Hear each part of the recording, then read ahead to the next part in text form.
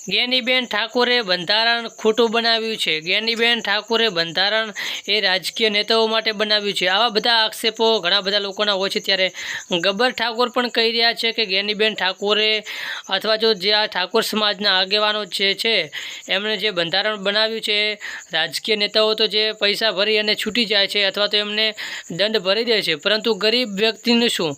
તો ખરેખર વાત પણ એક જાણવા જેવી છે। અને મિત્રો, જો આ વાતને લઈને ગબ્બર ઠાકોર પણ ઘણી બધી એવી ન્યૂઝો પર કામ કર્યું છે અને ઘણી બધી ન્યૂઝો પર એ જ આક્ષેપ કર્યા છે કે જે સમાજને બંધારણ લગાવ્યું છે એ બંધારણ પાલન થવું જોઈએ। એની અંદર કોઈ ભલે તમે દંડ ભરો છો તો આ જે પણ રાજકીય નેતાઓ છે, જે પૈસાદાર લોકો છે, એ તો એ દંડ ભરી અને એમનો પ્રસંગ ઉજ્જવળ બનાવવા માટે કોશિશ કરી અને એમનો જે દંડ થતો એ પણ ભરી ચૂકે છે, પરંતુ ગરીબ વ્યક્તિ ના તો પૈસા ખર્ચી શકે છે, ના તો કોઈ એમનો કોઈ ઉકેલ છે। એટલા માટે એમને ખૂબ જ એવી વાત પણ કરી છે।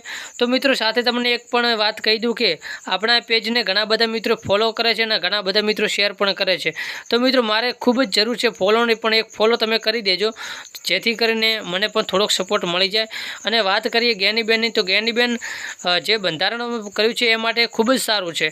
અને ઘણા બધા એવા લોકોને એવું પણ થઈ રહ્યું છે કે આ બંધારણ અમારા માટે ખૂબ જ અમારા માટે જ બનાવ્યું હોય એવું લાગી રહ્યું છે, કારણ કે એમને કંઈક એવા પ્રશ્નો, એવા જે જવાબો નહીં મળતા એ મુજબ એમને એવું થાય છે કે એમના માટે જ આ જે બંધારણ લાગવું પડતું હોય છે।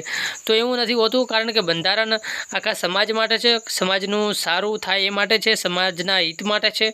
અને સમાજના લોકો, નાનાથી નાના લોકો જે સાથે મળીને જિંદગી સારી જીવી શકે અને જે બંધારણ અત્યારે મોંઘવારીના સમયમાં બંધારણને પાલન કરી અને સારું એવું રહી શકે એના માટે જે સમાજે બંધારણ બધું છે એમાં જ્ઞાનીબેને ખૂબ જ પણ સારું કર્યું છે।